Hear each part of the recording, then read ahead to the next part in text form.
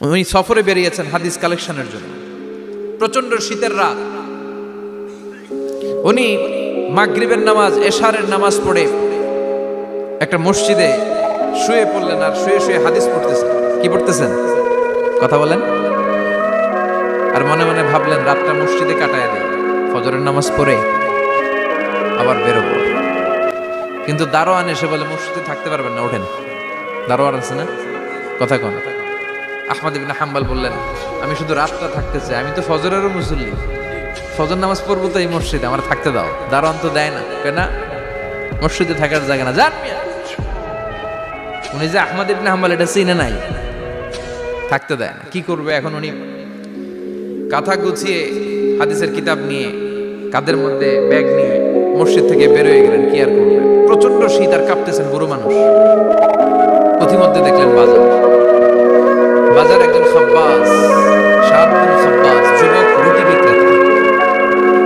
সে রুটি বিক্রি করে, চুলার মধ্যে রুটি সেকে। সে যে সালাম দিল, আসসালামু আলাইকুম। যুবক বলে, ওয়ালাইকুম আসসালাম। আহমদ ইবনে হাম্বল বলে, যুবক আমার যাওয়ার জায়গা নেই, সফরে বেরিয়েছি, খুব শীতে কষ্ট পাচ্ছি, রাতে যদি তোমার এই চুলা থেকে একটু আগুন পোহাই কোনো সমস্যা? যুবক বলে, না না সমস্যা না, আহলান ওয়া সাহলান, খোশ আমদেদ, আসেন আসেন, আপনি আগুন পোহাইলে আমার সমস্যা কি? সুবহানাল্লাহ পড়েন। আল্লাহ শুকরিয়া করে উনি বসলেন আর আগুন পোহাচ্ছেন। আর খেয়াল করলেন যুবক রুটি বানায় আর পরে আস্তাগফিরুল্লাহ, রুটির দলা বানায় পরে আস্তাগফিরুল্লাহ, খামির বানায় আর পরে আস্তাগফিরুল্লাহ, রুটি নিয়ে উনুনের ভিতরে চুলার ভিতরে সেকা দেয় আর পরে আস্তাগফিরুল্লাহ, দোকানদারের কাছে কেউ আসলেই সে রুটি দেয় আর পরে আস্তাগফিরুল্লাহ, ক্রেতার কাছ থেকে টাকা নিয়ে ক্যাশ বক্সে রাখে আর কি পড়ে, আবার রুটি বানানো শুরু করে আর কি পড়ে, খালি এটাই পড়তেছে। ইমাম আহমদ ইবনে হাম্বল তো অবাক, কিরে এটা আবার কেমন যুবক, খালি আস্তাগফিরুল্লাহ।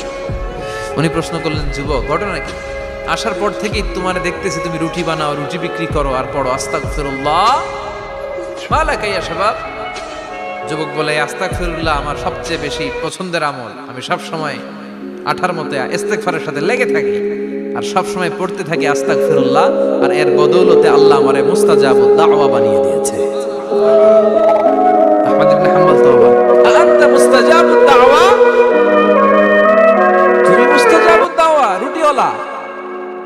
আমি এত বছর হাদিস পড়াই, আমিও তো মুস্তাজাবুদ দাওয়া না, আর তুমি রুটি বেচো বাজারে, তুমি মুস্তাজাবুদ দাওয়া, তুমি দোয়া করলে সব কবুল হয়ে যায়। যুবক বলে, না আনা মুস্তাজাবুদ দাওয়া, আমি আমার জীবনে যত দোয়া করেছি কবুল করে কে? সব দোয়া কবুল করে নিয়েছে আল্লাহ, একটা দোয়া ছাড়া। কয়টা? আহমদ ইবনে হাম্বলের কৌতূহল, কিউরিসিটি আরো বেড়ে গেল। কি? সব দোয়া কবুল হয়েছে, একটা দোয়া ছাড়া। মাযালিকা দুআ ইয়া শাব, কি সেই দোয়া?